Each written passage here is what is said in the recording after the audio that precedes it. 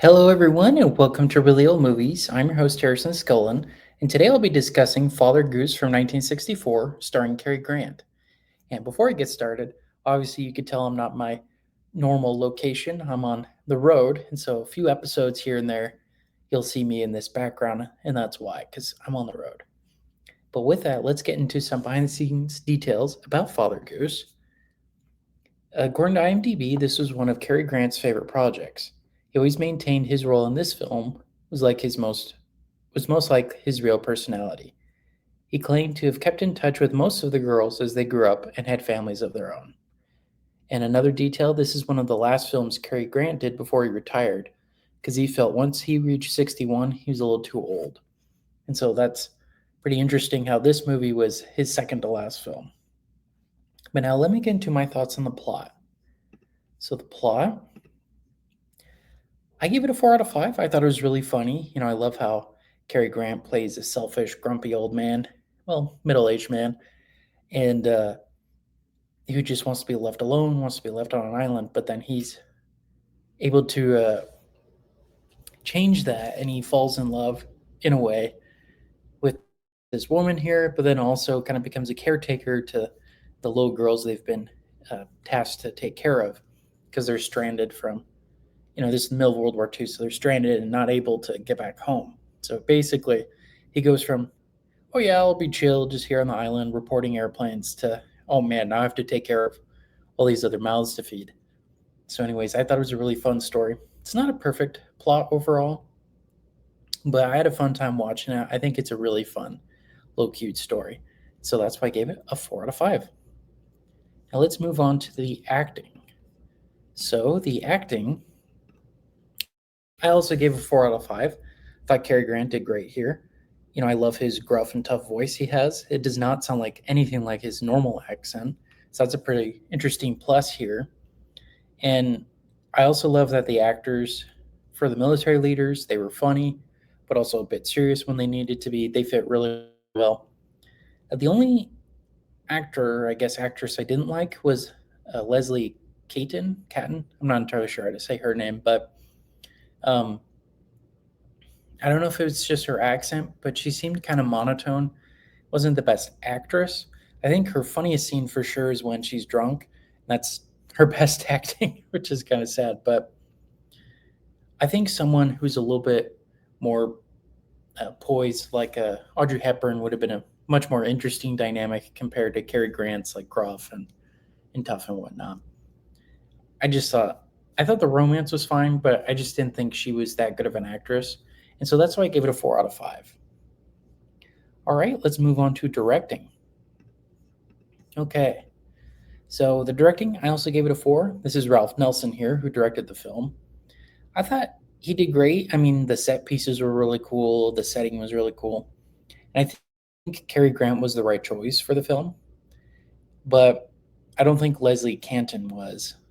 Um, Again, somebody like Audrey Hepburn would have been better. I don't think that decision was done correctly. Also, the film is a tad bit long. I think it could have been trimmed down a bit. I don't think we needed every single scene, but other than that, though, I thought it was fine direction, and I was surprised how pretty good the kid actors were.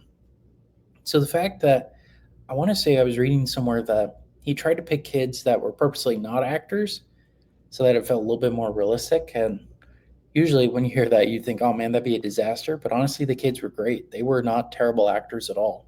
I mean, as good as kid actors could be, right? But for the most part, they're pretty good. So I think he made a good choice there, just not with Leslie Canton. All right, let's move on to cinematography and special effects. So I give it a 5 out of 5. Thought it was fantastic. I love the scenes when they're in the actual jungle and actual islands. And it was filmed in Jamaica and it looks amazing out there. And then there's a couple of scenes where they're on a studio lot. I think when they're on their little boat and that sinks and it's tipped over, I think they filled up they have like a little, oh, what do you call it? They have like a pool that they can do and control the water in. Or is that Paramount? I'm not sure, but there was a few scenes that were made on a stage, but for the most part, they were in Jamaica and were really out in the middle of nowhere on an island. I thought it looked great. And I also loved the boat. His little tugboat right there was great. And I love the little hut that he's in with the radio equipment and all the stuff in it. I thought that was a nice touch as well. Overall, it looked very realistic, and I was very impressed with it. So that's why I gave it a 5 out of 5. All right, let's move on to the music. So the music, I'll be honest, I gave it a 3.5 out of 5. I thought it was a little too silly for me, and I mean, at the very beginning, it was funny hearing it, and I'm glad that it's kind of spread out throughout the film. But it's a little ridiculous, and I think it's like some kind of organ or something like that. Sounds like some type of horn or something. I'm not sure. I wasn't a big fan of it, but like I said, it's only in a few scenes and it's very repetitive, but it's not great. It was just a little over the top for me, and that's why I gave it a 3.5 out of 5.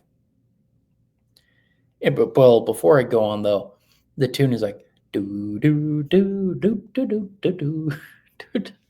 It was a little too silly for me. Okay, so now let's go to my overall score. The overall score is a 4.1 out of 5, which I'm running to a 4 out of 5. That makes my critic list score an 82%. So now let me break down my critic list score overall. There's no graphic language, just some minor language, and if there's anything stronger, it's obscured by like a boat sound or an airplane or something else obscures it before we could hear it. And it's meant to be funny, and I thought it was pretty funny. Let's see, in regards to violence, there's like airplane shooting, it's a little tense, but honestly, nothing, no gore, nothing like that. It's very, very tame.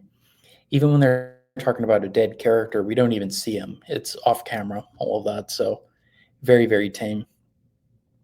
And there's also a scene where Leslie Canton's character is thought to have been bitten by a snake. There's like little blood, but it's actually a stick that pokes her. It's nothing scary at all. It's very, very tame. Again, played for laughs. Most of it's played for laughs. Okay, in regards to nudity and sexual content, there's some kissing and Leslie Canton's character, she gets drunk and acts a little provocative, but there's nothing explicit, nothing like that. She sticks her leg up in a more seductive way, but it's for laughs. It's nothing bad or anything like that. It's very, very tame. And again, you don't see anything, nothing like that. All right, in regards to political bias, none. Family friendly, I would say yes for the most part, but just that one scene I was telling you about with Leslie Canton and Cary Grant, it's not explicit at all. I don't think kids would understand what's going on. And that might be one that you'll have to maybe, I don't know if you need to skip it or not per se, but definitely not for kids. It's definitely the most adult scene in the film. And it's very short, very minor. Okay, entertainment value. I was entertained with it, and I thought it was very wholesome. I had a fun time with it. I would definitely watch it again. And so, yes, I absolutely recommend this movie. It's not the best Cary Grant film, and it's not the best movie you'll ever see, but I had a great time with it, and I would definitely watch it again. It's a fun comedy, and yeah, I really liked it. I had no real gripes other than Leslie Canton. I don't think she's the best actress, and I thought the film was a tad bit long too. But other than that, those are my thoughts overall on Father Goose from 1964, and that concludes today's movie review.